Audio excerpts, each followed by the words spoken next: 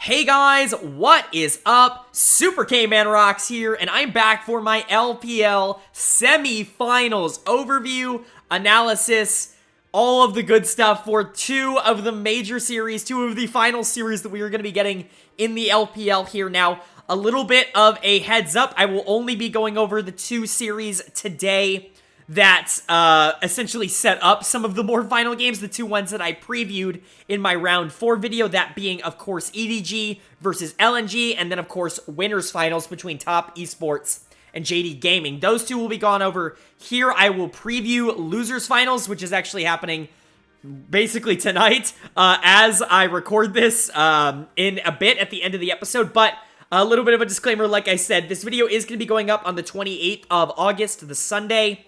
That is the day after the actual losers finals will be taking place, but I am talking about this before that match actually happens, the day before. So, these are getting a little bit pre-recorded. I've had a little bit of trouble with my computer over the recent days, so I do apologize for getting this out late, but just so you know, the competitive integrity of my prediction at the end of this video for who I think will win that losers finals match will still be intact. I won't have any sort of cheating mantra there when I predict it, even though by the time you see this, the series will have already happened. So, let's go ahead and dive right into some of the series that we are going to be talking about here. And the first one we are going to be talking about is losers semifinals. So, the two teams that lost in the round 4 upper bracket. Those, of course, being Edward Gaming versus LNG Esports. Both teams going to be very excited to even be here in the first place. Obviously, EDG having to take down a really tough RNG team and then narrowly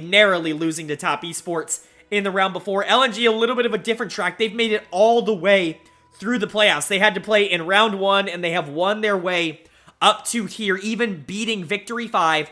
Unfortunately, they really stood no chance against a very good JD Gaming team. So, both of these teams kind of on a little bit of a different momentum track coming into this series.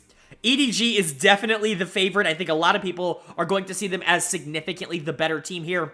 And in my previews, I tended to agree with that. I think EDG was definitely the team I expected to come out and really perform really well in this matchup. But LNG has been outperforming expectations all playoffs long. Can Tarzan and Doanby get it together and push even further than the regular season ever thought possible?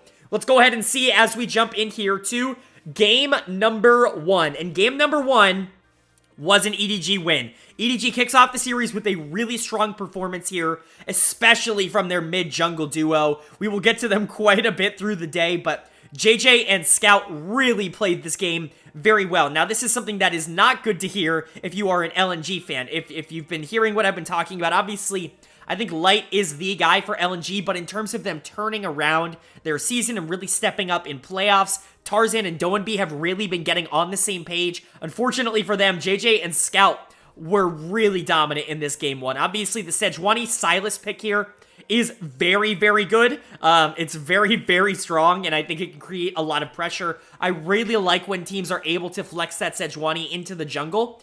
LNG is another team that has been very, very willing to do that, but I think a team like EDG doing it as well just shows a lot of versatility. Obviously, we know JJ can play it. A big complaint with JJ, and the reason he got benched for a majority of the split, you know, one, he wasn't really playing around Viper. He was more so playing around Scout, and it never really felt like that was working this split, but also he didn't seem all that comfortable on a lot of the meta junglers. I'm talking your Poppy, you know, your other picks. Viego's another one that JJ's never been all that good at. Just things like that. Things that have been a little bit more meta in the recent weeks. JJ definitely wasn't nearly as experienced on that as Junjia, but they go to something here that is both strong and good for JJ, and I think it very much works out. But we're kind of skipping over Scout here, who is clearly the player of the game. What a mid-gap here from EDG. Now, LNG drafts a very, very early game comp, a comp that really needs to win before 10 minutes, or it's just going to get outscaled by pretty much everything. And JJ and Scout really did a lot to disrupt that. Not a lot of early plays could be made. In fact, a lot of the early plays they did try to make ended up going in EDG's favor. And from that point onwards, the Silas has nothing on the enemy team that is able to kill him. He goes into Renekton. He's basically Renekton, but better after 15 minutes. So really not a lot you can do. Scout completely takes over the game, whether it's diving the Renekton, being able to completely shut down the Kennen flanks in the back half of the game, really making Nidalee a complete non-factor. Scout just plays the game really well. Sylas is an incredibly strong champion. In my opinion, I think he's the best mid lane champion in the game right now, and I think Scout really showed a lot of his power. He gets player of the game for me pretty easily here for EDG, as he's just really able to control the early game and be able to translate a lot of that power to the late game. Now, JJ was also really good on the Sejuani, completely out-jungling Tarzan. Tarzan attempted to make plays. They drafted the Renekton in the mid lane to try and bring a lot of that early game pressure closer to the middle of the map, because you have the Lucian Nami. You don't want to split those two sides of the map up too much. With the Nidalee, you want to be able to prioritize both of them. But unfortunately, they didn't win a lot of the early skirmishes. LNG didn't, and so JJ has to get a lot of credit for that. He was really in the right position pretty much every time he needed to be. He knew Tarzan was going to be looking a lot mid early, and he teamed up with Scout to be able to fight a lot of 2v2s early and actually secure a lot of pressure for that mid lane. And then by that point, the Renekton super far behind. Nidalee had invested into that lane, and the Lucian Nami really wasn't able to generate as big of a lead as it wanted to into the Zeri Lulu, and Lucian Nami basically has to win that lane. So for LNG, they really didn't have all that much of a shot in this game after the early game went awry for them. But overall, Scout was phenomenal. JJ really picked it up. Even Viper, Mako, Flandre, they were all fine, even if they weren't the central pieces. Really, this game was about the mid-jungle duo just completely outclassing LNG on the side of Edward Gaming. As for LNG, not a great performance. You're very much indexing super hard, way too hard into the early game. This is something I talked about a lot. I've talked about it numerous times, over and over and over again on this channel. It's not often with Nidalee that you see this. It's often with something like a Lee Sin in the jungle, or even something like a Xin Zhao. I think we're starting to see some of that a little bit more as well, but having these comps that really rely on the early game pressure with the Lucian Nami or even the Renekton, sometimes even both, and then a Nidalee to kind of enable that. If it doesn't work, you are just so monumentally screwed, because the general carries, like the strong picks in the meta right now, are scaling picks. Things like the Zeri, things like the Sivir, things like the Sylas. These are things that are meant to be really strong at 20 minutes. So if you're not the strong one, they are just going to obliterate you towards the back half of the team fight. It takes away a lot of the skill expression that you actually can have. So LNG opts in for that really risky early game draft and just gets blown back and really punished for it. Doanby is going to get my dud of the game here. If you pick the Renekton mid, which Doanby, we know he can play. He played it a lot in the regular season. We know he can play it. You have to win this early. You have to get the pressure from Tarzan, and you have to be able to win the 2v2s. But when they couldn't win that early, the game was over. So I'm going to give dud of the game to Doanby. I think you could realistically give it to Tarzan here as well for getting completely out-jungled. You could give it to Ale for a lot of the missed flanks in the back half of the fight, but really, I don't think it was entirely his fault, even if he didn't play all that well. Light and Lumao tried their best on the Lucian Nami. They actually did generate a little bit of a 2v2 lead, but as soon as Scout and JJ started moving towards the bottom quadrant of that map, that lead was evaporated instantly. And so, overall, I do think this is a little bit of a draft diff. I don't typically like to say that, but the execution on this draft had to be so precise, and they just could not pull it off. There was a way for them to win this game with this draft. They just weren't able to do it. So, game one, I think, is a little bit, of a, I don't know, a test run, I think, for this team, because LNG moves into this. You have a lot of expectations. You really need your mid-jungle to do well, and they just don't.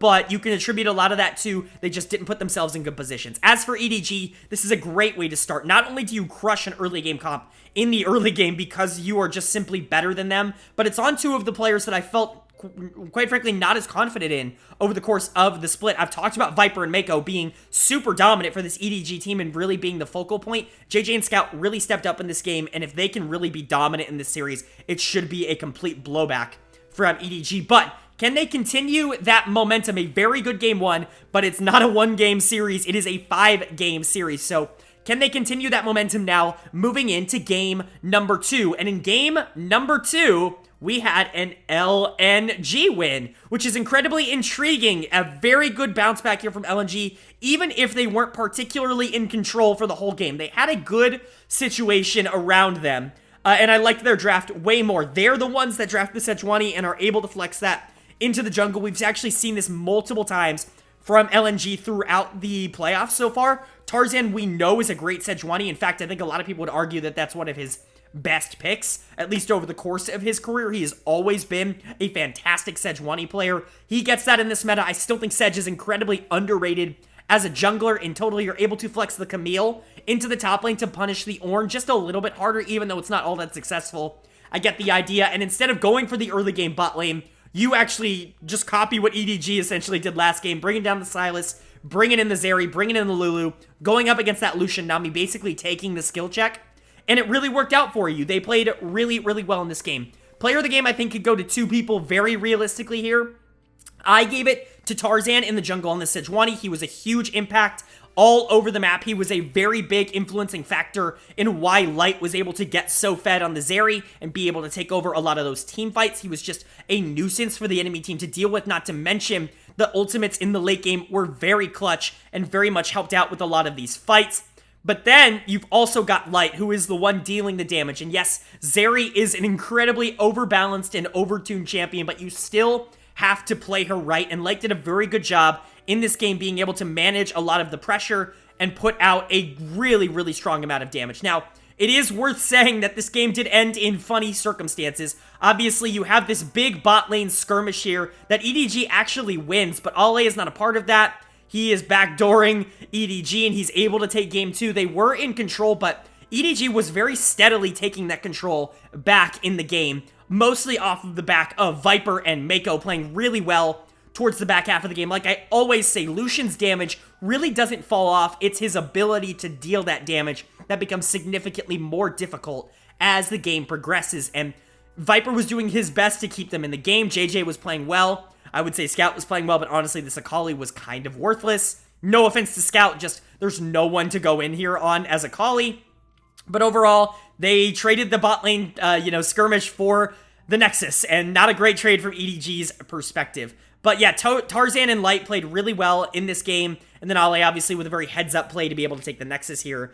As for EDG, not an awful game from them. They, and considering it was a loss, it certainly wasn't to the same extent that LNG lost game 1 to, and looking at it as essentially a draft switch here, with LNG picking up the Sedge, Sylas, Zeri, and Lulu, you kind of taking that Lucian Nami with definitely a lot less of the early game focus here, bringing in the Wukong, bringing in the Akali, a lot more options in the later game. You actually, I think, played it significantly better than what LNG was able to do early on in the game. But on the flip side, you still have to be ready to be able to fight that Sylas, that Sejuani, that Zeri in the late game, and I just don't think they were ever in that position. I really don't like the Akali pick here, because truly, who are you going to kill if you're Akali? It's not the Camille, it's not the Sedge, it's not the Sylas. You're never getting on Zeri, and who cares if you kill the Lulu? You're dead at that point anyways, so just not a lot of really good options for the Akali here into what is, frankly, a very difficult to kill LNG comp. You have the Wukong for good engage, and I think it was fine. JJ did a good job towards the back half of the game, but Flandre is actually going to get my dud of the game here on Ornn. Even if it wasn't entirely his fault, he did get a little bit counterpicked here with the Camille being shipped up into the top lane. He didn't really play the Ornn all that well, and this is pretty historic for Flandre. He's someone who has never really been that good on Ornn specifically, but also just not good at tanks in general. You want to put him on these more aggressive picks, and when he is on the tank, you would like that to ideally be something like a Gnar that at least has a little bit more agency towards the back half of the game on when to go in. Ornn is a little bit more reliant on other pieces around him being able to follow up, and I just don't think that's Flandre's playstyle. He didn't play it particularly well in this game. There wasn't really all that much attention top lane either, but for me, dud of the game is going to go to Flandre in the top lane. Player of the game is going to go to Tarzan, but like I said, honorable mention to Light on that Zeri. Overall, very good game from LNG. It's a bounce back that you needed. Not the cleanest game, but you do put yourself in a good position here, and now that it's 1-1, I always say this, you have now set yourself up to play a best of 3, and just like in the regular season, best of 3s can go either way. Anybody can win 2 games in one day, so it's going to be interesting to see how this goes. Both teams have proven that they're able to play the late game comp just a little bit more efficiently. I could see that being definitely a priority for both of these teams. So let's see how both teams adapt as they move into game number 3. And game number 3 now is a EDG win. They're able to take game 3 here, and it's really convincingly. EDG does a really good job in this game, mostly because their players are just cracked. Like, there's really no other way to say it. We talked about JJ and Scout earlier. This was Flandre and Mako in a complete coming out party. I don't usually give player of the game to Yuumi players. We talk about it on this channel all the time. quite often, Yuumi players are not exactly what I'm looking for in terms of, like, this guy played unbelievably well, but macro-wise, you can dominate the game on Yuumi if you know what you're doing, and Mako absolutely dominated this game. A complete smurf game from Mako coming out here. He has been so much better in playoffs than he was in the regular season. I was very concerned with how he was playing at the beginning of the year. Him and Viper have really solidified things, mostly because I think the jungle pressure has really come a lot more bot lane, and Mako can do a lot more in this lane, getting his own laner ahead. It's really unlocked what Mako's wanted to do, and he's continuing that in this series. Yuumi not only won the bot lane, basically, but that roam top lane, that top lane roam that Ale was not expecting, basically ended the game for the Jax and put the Gnar in such a phenomenal position. You're just not often going to see the cat roam top lane and become a huge nuisance, but that's what we got here with Mako. He was everywhere on the map, influencing everything. A very, very well-deserved player of the game, in my opinion. But you can't count out Flandre either here on the Gnar. Was given some resources early, whether it be JJ in that lane or obviously later Mako making a lot of plays top lane, but Flandre took that and completely ran with it. I just talked about this.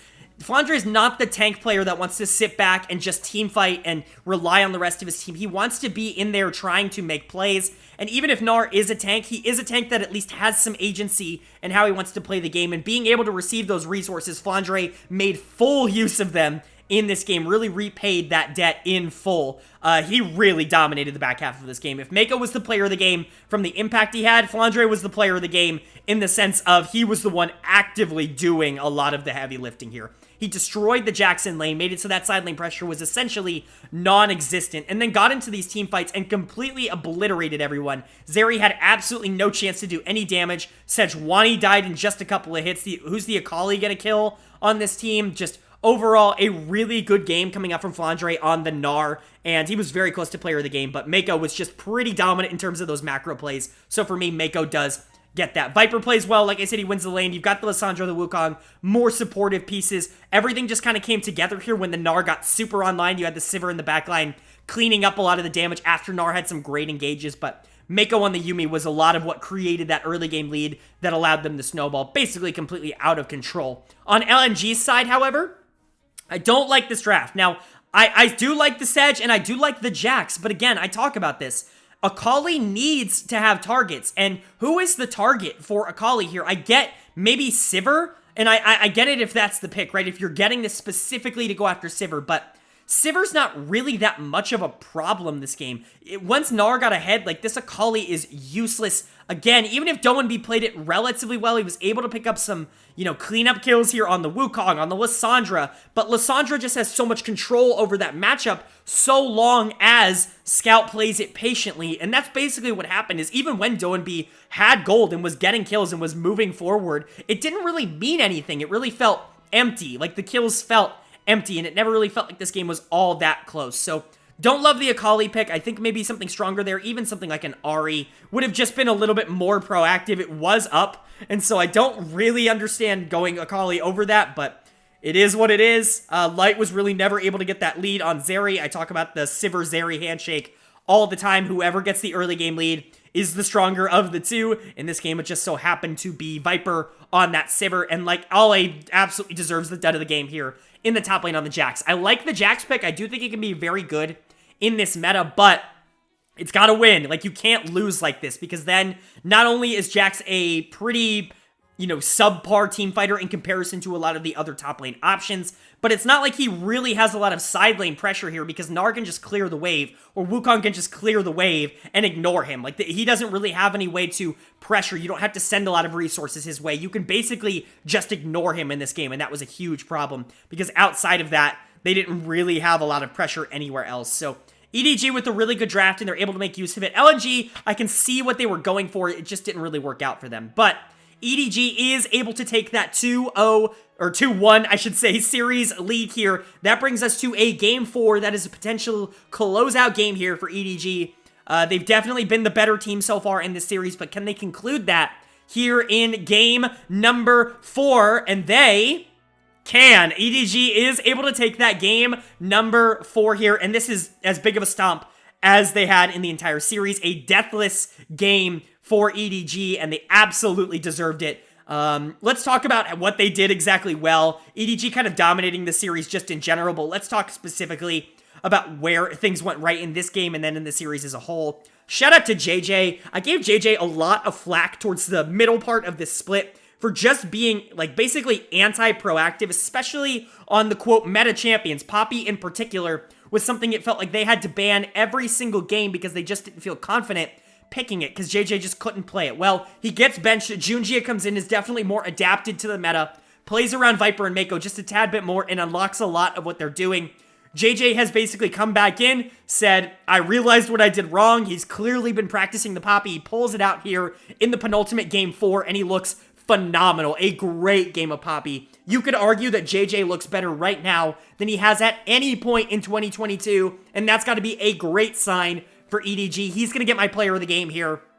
A wonderful performance from JJ, not only in this game, but in the series as a whole. And then you got to talk about Scout. I mean, talk about someone who just completely gapped their lane opponent this entire series. Scout was phenomenal for EDG. Obviously, Doanby had a good game too, but even in that, he was just fine. Scout was really impactful for EDG, and Scout was another player that I was relatively critical on, maybe less so, I think, than someone like JJ or Mako, but Scout still wasn't performing like he was last year. Obviously, he was getting a lot of resources, but he was doing it on champions like Corki and like Azir, and it very much felt like he wasn't willing to adapt to this more roam-heavy meta with the Taliyah, the Sylas, the Ahri, picks like that I think Scout could really thrive on. Obviously, this team really shook up its identity towards the back half of the season. Scout really started to unlock his playmaker, his inner playmaker, and it's really helped out this whole team. He still can be that early/mid-game carry that EDG really relied on at Worlds last year, but he can just do it in different ways here. He can make the impact elsewhere while also doing a lot of damage on picks like Taliyah or Sylas. Scout was phenomenal in the series. He's going to get my player of the series for EDG pretty easily here. Scout was phenomenal for this EDG team, and it was really great to watch JJ and Scout work together as one of the scariest jungle mid duos when they're on.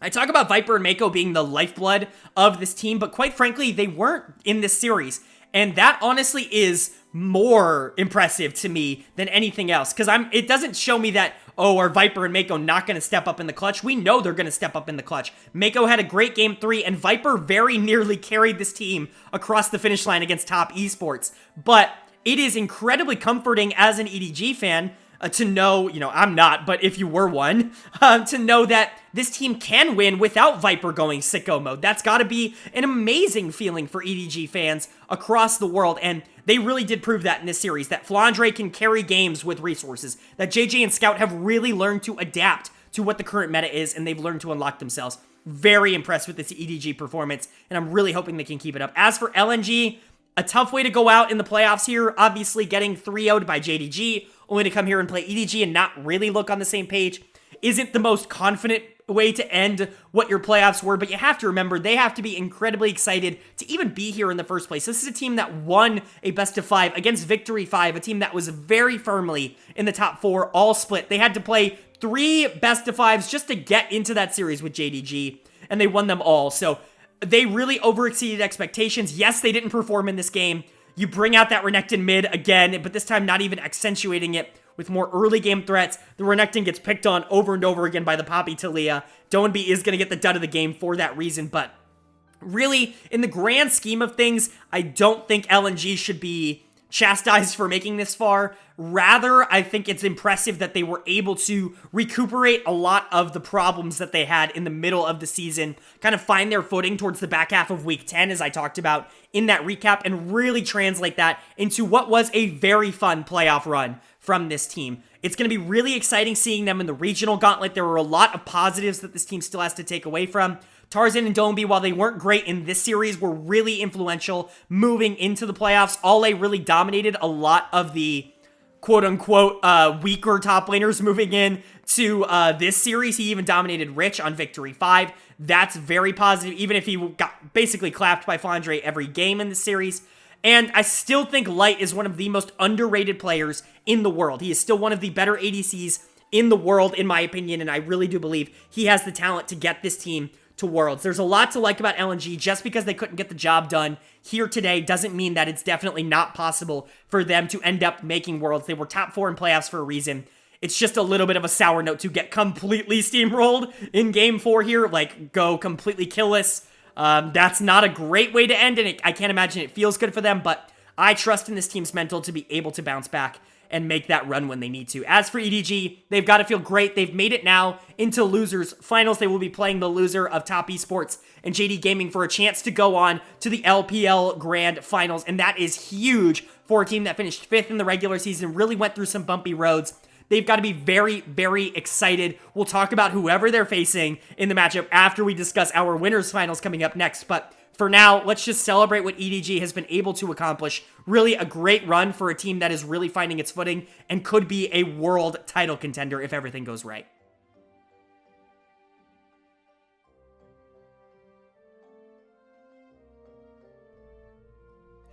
All right, that was our first series here, our losers semifinals. Now it is time to get into one of the most important games and most important series of the entire year, because the winner of it will clinch their place into grand finals in the LPL. The LPL championship will be on the line for at least one of these teams. At the very least, one of these teams will be heading there. It is a matchup between our 1 and 2 seeded teams, Top Esports taking on JD Gaming. Now, this is the matchup that I think everybody wanted to see most in the playoffs for a lot of good reasons. Not only have we really not seen it this year, because the only time that these two played, they played in week 1 of summer, which is really unfortunate that we had to get such a good game early in the year when neither of these teams was nearly as established as they are right now. But truly, these are the two best teams in the LPL. I think a lot of people would agree that throughout the year, even when we thought about it as a top 4, RNG and Victory 5 definitely showed signs of doubt. I never had that same level of doubt in Top Esports or JD Gaming. These have always been my number 1 and my number 2 teams. Even after JDG lost to RNG, they looked like the better team in that series, and I stood by that. Top Esports really hadn't run into a lot of problems in this year, but they really weren't able to beat other top teams like JDG, like Victory 5. So definitely intriguing here. Which team is going to make the most of their moment and come out on top here in this best of 5 in winners finals? Well, let's go ahead and kick it off here in game number 1. And game number 1 was a TES win, a Top Esports win in game number 1. Very, very good game from Top Esports. Like both teams' drafts here, a little bit different, I think, on both sides. I think a little bit more indexing into the early game for JD Gaming, which they did play really, really well, but the late game scaling and the snowball potential of Top Esports is out of control, if only because you have Jackie Love on Draven. Now, we know Jackie Love, he's one of the most aggressive ADC players of all time, if not the most, especially at his caliber of player. And putting him on a pick like Draven where he can be really aggressive and get that snowball going can be a blessing, but it can also be a curse. Now, JDG decides to match that with a Lucian Nami lane. Now, Draven's problem, where he runs into problems, I should say, is when he is picked and is not able to get gold in the early game. That can be a huge issue for Draven, because if he is going from behind, he simply just doesn't have the damage to be the kind of carry that he needs to. His attack speed is never going to be all that fast. He's going to rely on doing hefty amounts of damage per auto, and going from behind typically just isn't going to have that same level of punch that you need to get Draven rolling with. And JDG honestly did a good job of that in the early game. I would say JDG really won the early game off the back of Kanavi really moving around the map, making some good plays, and getting Hope a ton of gold here on the Lucian. Very, very good early game strategy from JDG. This is exactly what you're supposed to do into a Draven lane. Counter it with a little bit of aggression, put some resources into it, make sure that Draven is not super in a position to get ahead. Now, unfortunately, Draven was able to pick up some kills in these engages, whether they be on Kanavi, whether they be on Hope. He was able to pick up some gold, and those cash outs are hefty. Really, a lot of Draven comes from managing those cash outs. If you can make sure to get as much gold as possible in those instances, you can set yourself for a dominant endgame. But even then, JDG had a good early game. Yagao was in a decent position, and Hope was, kind of in a spot to carry the game. But Jackie Love started getting gold, and we moved to the back half of these games. The team fight started rolling, and Jackie Love was doing his part, playing really aggressive, basically perfect positioning here on the Draven. And Hope, it was his job to match Jackie Love in terms of damage. Yes, that can be a little difficult in most matchups, especially things like the Zeri, things like the Sivir. But for Lucian into something like Draven, you don't have the same kind of problems that you typically have, because Draven also has range issues in the same way that Lucian does, so his damage is a little bit more consistent in that regard. Unfortunately for him, no matter where he stood and no matter how long he waited patiently to go into a fight, there was always a Camille or there was always a Lissandra that was just waiting to click on him and go in and chop his head off. It was actually pretty disgusting to watch. A really good game from Wayward, making sure that Hope had absolutely no chance in these later team fights. I have to give Hope my dud of the game, and I have to give Jackie Love my player of the game, if only because Jackie Love clearly carried this game on behalf of Top Esports. And even if Hope, I do think, played kind of okay and certainly didn't play nearly as bad as some of his later team fights would show just on tape, I think it's just unfortunate that the game was kind of in his hands and he couldn't make it happen. Now, it wasn't a perfect game for Top Esports. I talked about the early game not really going the way of TES. A lot of that is Knight in the mid lane, who, you know, he's been the MVP of the split, in my opinion. He's been the best player in the league all year long, I think, for a long time. Not a great early game here for Knight on the Lissandra. A pick that he's generally been fine on. Not one of his superstar picks, but certainly something that we know that he can perform on a high level. Just really wasn't making it work here on the Lissandra. That's definitely a little bit concerning, but, you know, he made up for it in the back half of the game. Outside of that, like I said, Wayward played well, Jackie Love played well. Those were the two that I think really stood out for me on Top Esports. As for JD Gaming, they did try to get that lead and try to generate, you know, some gold going there, but really it's a slippery slope playing into Draven. Not only do you have to get kills and get the Lucian rolling, but you also have to make sure that the Draven doesn't get counter kills, and unfortunately it just wasn't something that was going to happen. Kanavi played it really well in the early game, really started to fall off in terms of his positioning and impact, mostly in my opinion because of his build towards the back half of this game. And so overall, not an awful game from JDG. They were really in a spot where they could have won this game. Unfortunately, it just wasn't meant to be. The counter pick wasn't exactly as strong as I think they wanted it. And unfortunately for their AD carry, Top Esports knew exactly what they had to do in the back half of this game to make sure that they came away with the win. So that's game one. Top Esports with a pretty dominant game one. It wasn't the, you know, cleanest game in the world, but certainly a game that they deserved to win. I hear a lot of people saying that JDG kind of had game one in their pocket, and while they did have a good early game, they just weren't able to transition it. TES did play the better game here by the end of game one. So, are they able to keep that up moving now into game number two? Obviously, there were a lot of things to think about. Do you want to keep the same strategy of trying to counter the Draven? Do you want to ban it out? What do you want to do? Well, you know, they go to a different one. They make sure the Draven's out, so they get something different rolling, and in game two, it does not work for them, as Top Esports actually is able to take game two as well. And I talk about this all the time on the channel. Going down 0-2 in a series in the playoffs, especially against a team like Top Esports, one of the most talented and successful teams in the world, is a death sentence in most cases. It's very difficult to beat a team like Top Esports 3 games in a row. You do not want to be in this position.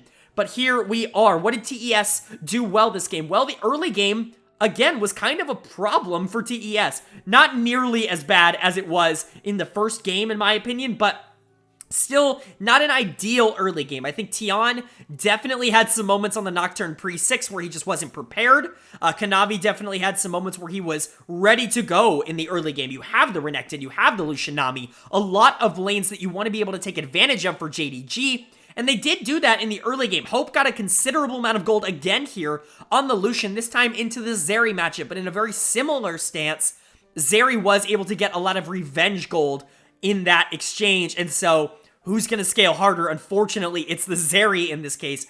I also got to note, Knight had another kind of turbulent early game. Certainly not nearly as bad as people are giving it credit for, but something to keep in mind.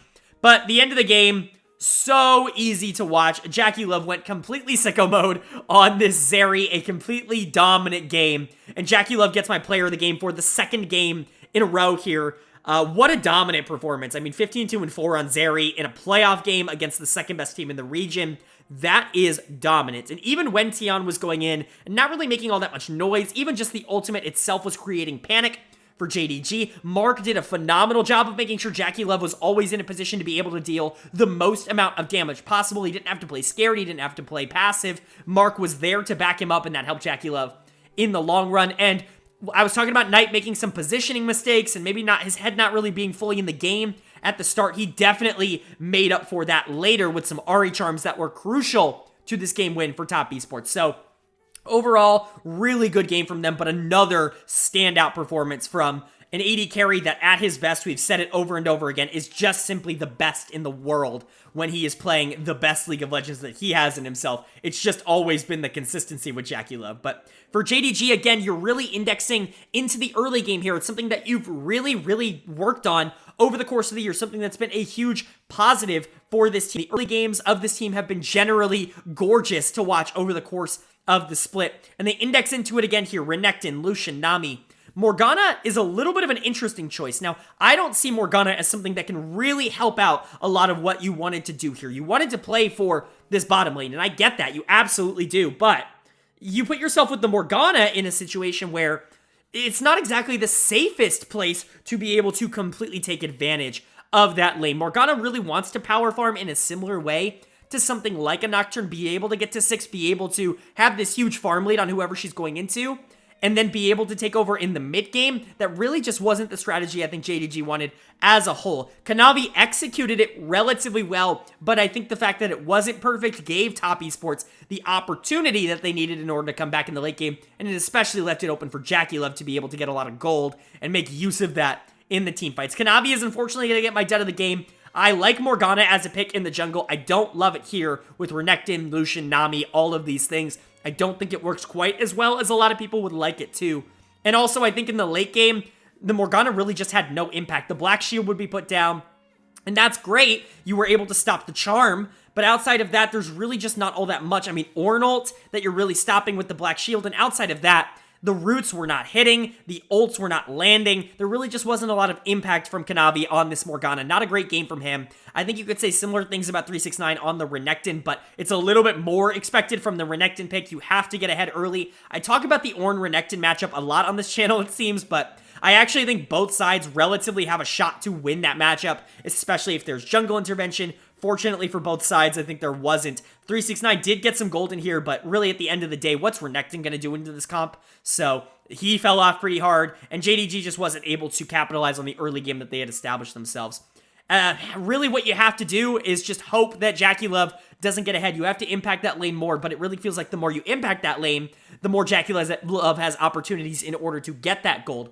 Hope actually did play pretty well, and so did Missing in this game. They both played very good games. Unfortunately, it just wasn't enough to be able to get them the victory. I think JDG was definitely in a spot where they felt like they probably should have won this game. Not only did they have 4 Ocean Dragon, Soul, like with this, a Fed 80 carry, but, they weren't able to hold out. There's really no other way to put it. Unfortunately, you had to go into Fed Zeri, and that is it. Zeri stronger than all. So, that's just, unfortunately, the takeaway from this.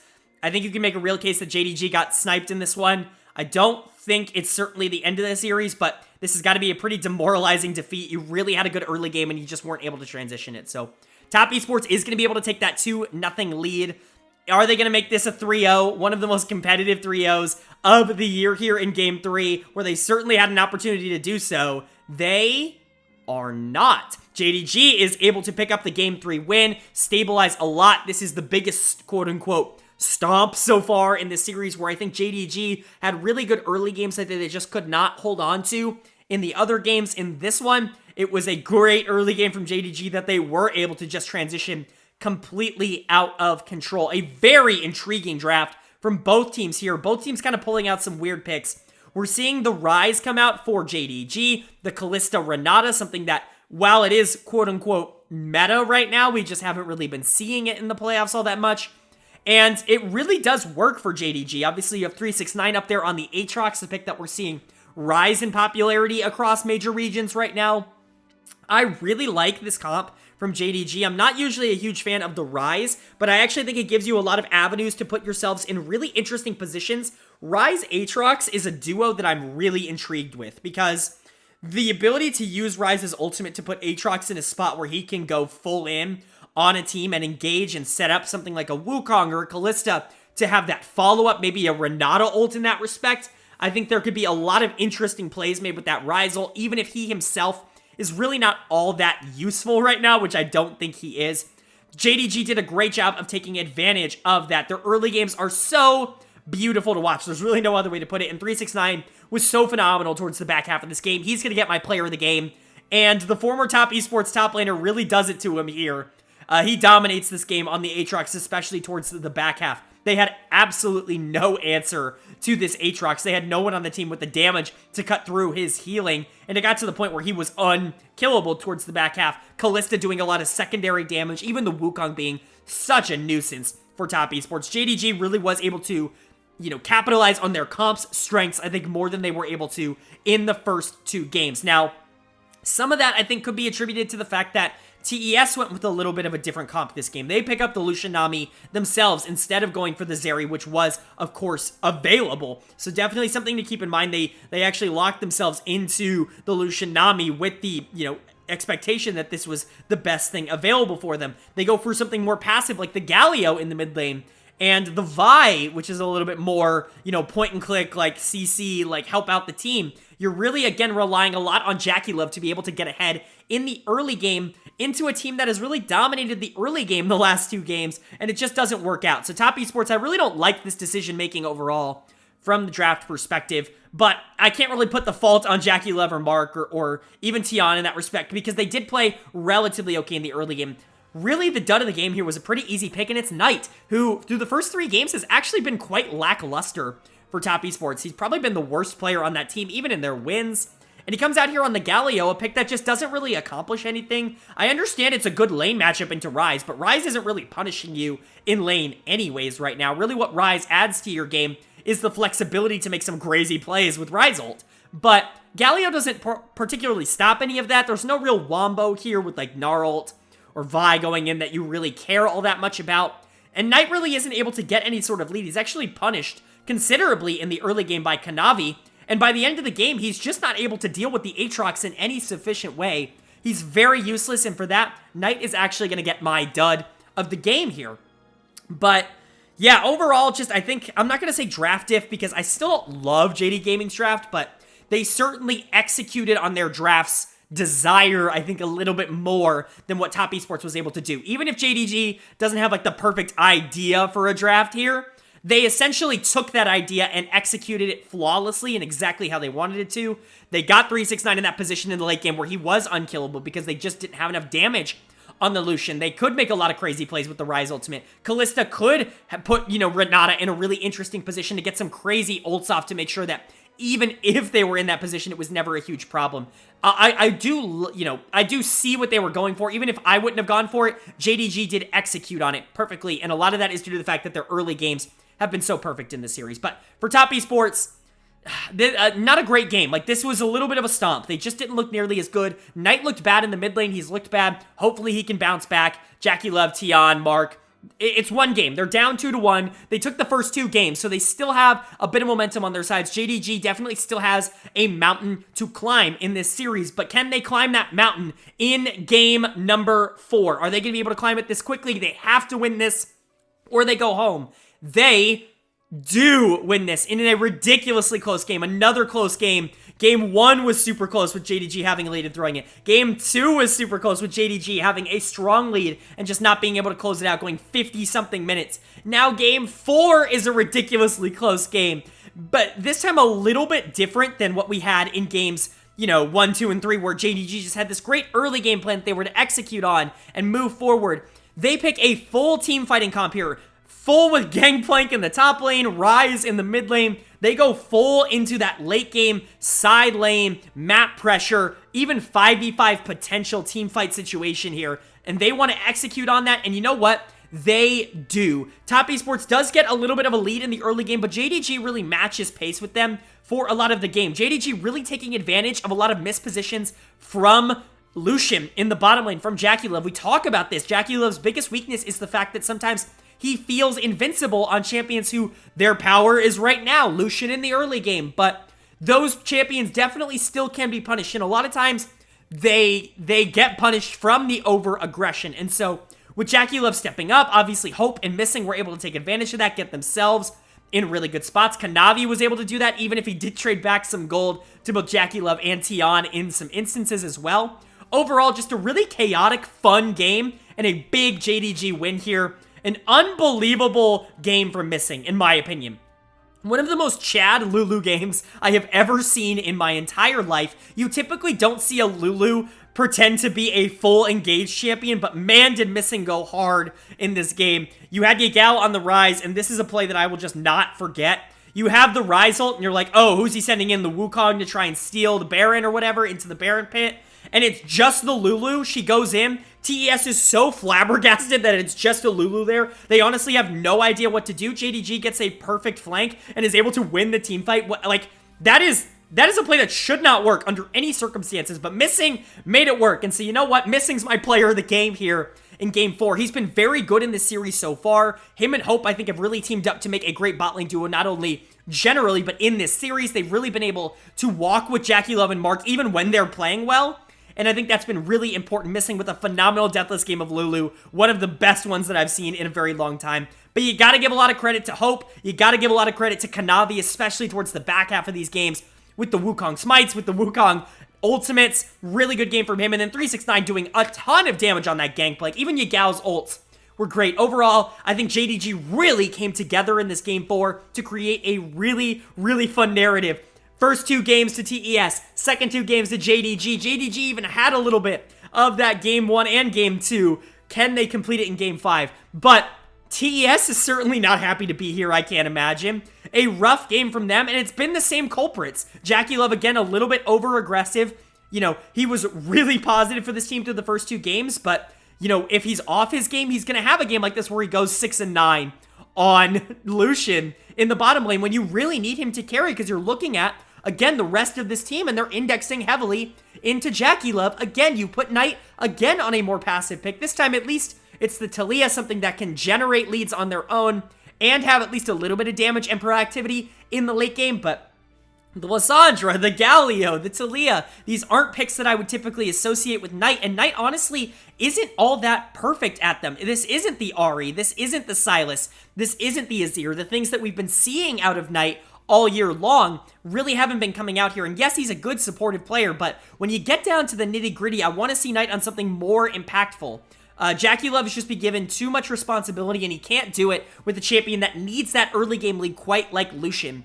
And I think that's really been an issue for this team over the past 2 games. But even looking at Tion, even looking at Wayward, they have not been perfect. Tion's smites are definitely questionable, and the build on Vi is still very weird, and Wayward, while he's been fine on the front line, really hasn't been taking over and has been outclassed by 369, who's really drawing on more of those aggressive picks to be able to take over the game just a tad bit more, whether it be the Aatrox, whether it be the Gangplank in this game.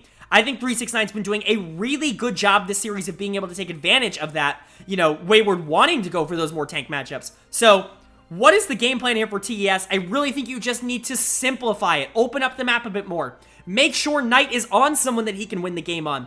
Give Jackie Love and Mark a winning lane, but don't make it that they're the only winning lane, and that if they don't win, you put yourself in a seriously difficult problem. Give Tion someone he can control the map with, move around with this mid laner, just control the game state. He doesn't have to be this hyper carry. I think Vi or Wukong, they're fine, but Poppy, something like that, if it's through, is really what Tion has been able to master throughout the season. If Wayward's going to get abused on tanks, let him go play something more aggressive. We know he plays the Gwen. We know he plays the Camille. Let him play those champions and just see if it unlocks. As for JDG, continue to push forward. You found your identity. You found your piece here. You've been better in the early game. You proved in this game that you can be better in the late game. Just keep that momentum up. Keep the confidence up. You could theoretically, you have to believe you're the better team here. And it's going to be a very, very interesting Game 5. One of the best series of the year already.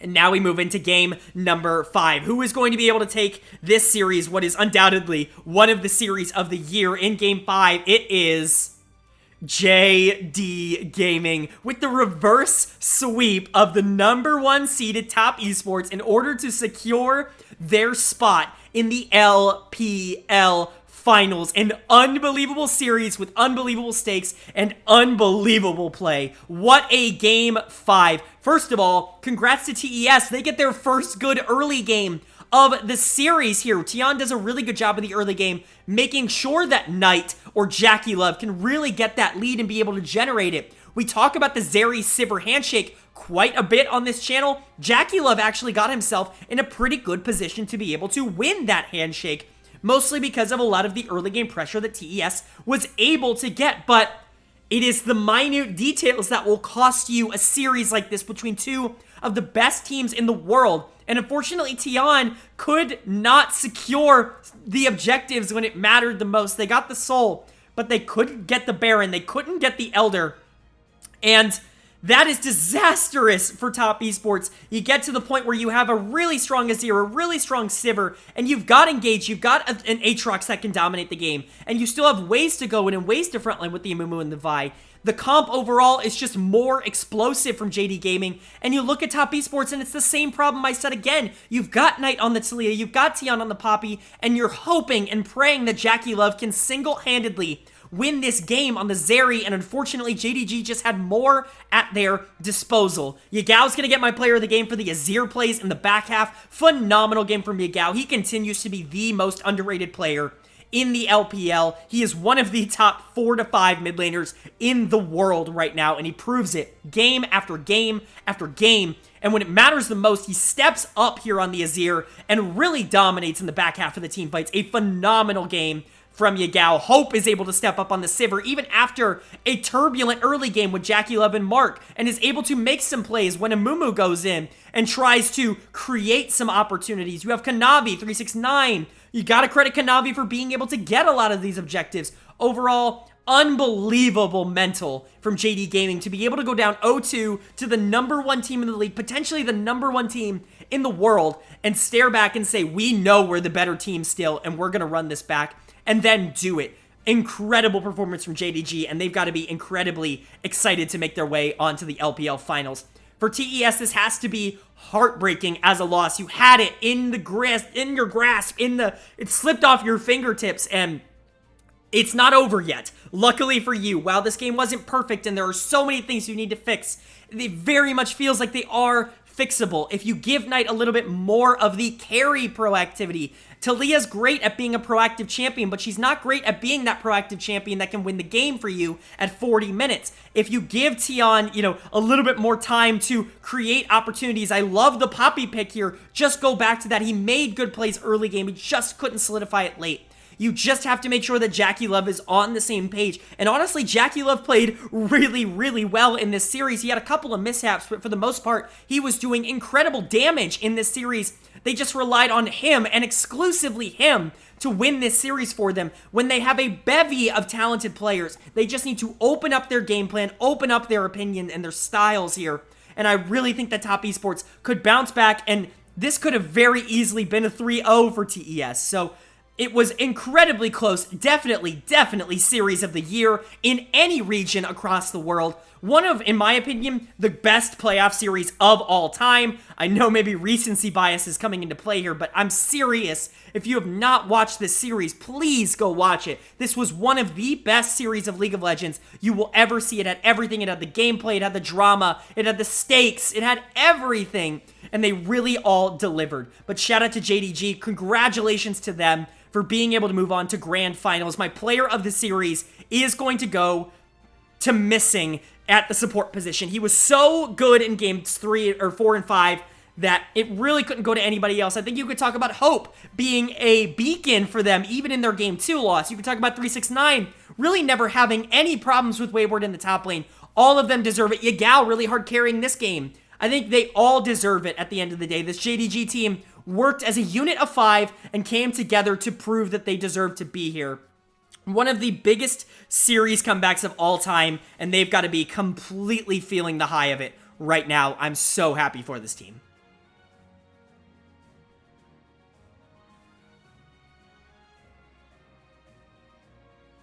All right, now that we've gone over the 2 semi-final quote-unquote series here, EDG, LNG, TES, JDG, we now know our losers finals match that we can preview here.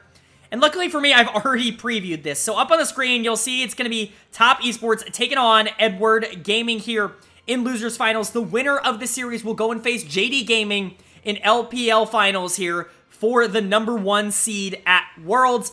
And I'm not really going to go too in-depth as to how this matchup goes, matchup versus matchup, because I already did this. These two teams have already played. If you want to go see that analysis, go check out my round 3 video that I posted. My analysis for TES versus EDG is in that. If you want to know a, lane-to-lane matchup analysis of that, that's going to be up in the iCard here. But for now, I'm just going to kind of talk about how these two teams have recently performed and where I think that lands them. For Top Esports, I think that lands them in a pretty good situation. Obviously, losing to JDG isn't great, but they did just beat EDG, albeit in a very, very close series. And they very narrowly lost to JDG here today. They were up 2-0, just really couldn't close it out. They look like a very good team, but you have to remember that matchup, EDG had control. If Viper had really been able to get going in that last game, we could be looking at a very different bracket here. But at the end of the day, Top Esports was able to get it done, and I think it's going to be very close. Who do I think has the edge in this matchup? I think I would tentatively give it to Top Esports, but if EDG were able to pull this out, hell, in 4 or 3 games, I wouldn't even really be all that surprised with the way they are playing right now. They demolished LNG. They came out and were the better team from moment one, and you could tell that. And honestly, TES really didn't stack up to JDG in the way that I thought they would. Even if they did take games 1 and 2, their early games weren't all that, and most importantly, Tian and Knight really weren't clicking, and that's definitely a concern. With Scout and JJ really playing some of the best League that they've played all year long, this is going to be one of the most intriguing series that we are going to get. I would give the edge very, very narrowly to Top Esports, but if Scout, JJ, Viper all just come out rocking and powerful, I could see EDG really, really dominatingly taking the series, and we could be looking, no matter what, at a very interesting finals between whichever combination of these 3 teams we end up getting. But that's going to be it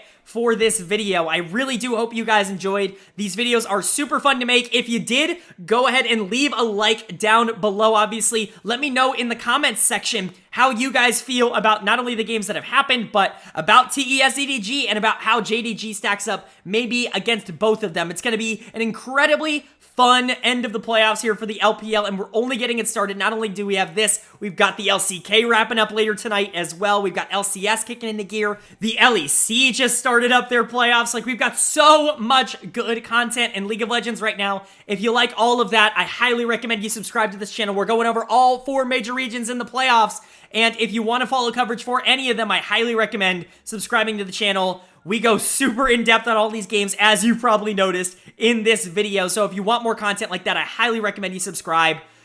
But yeah, that's really going to do it. With all that being said, I hope you all are having a great day. I hope you continue to have a great day. And I will see you all later.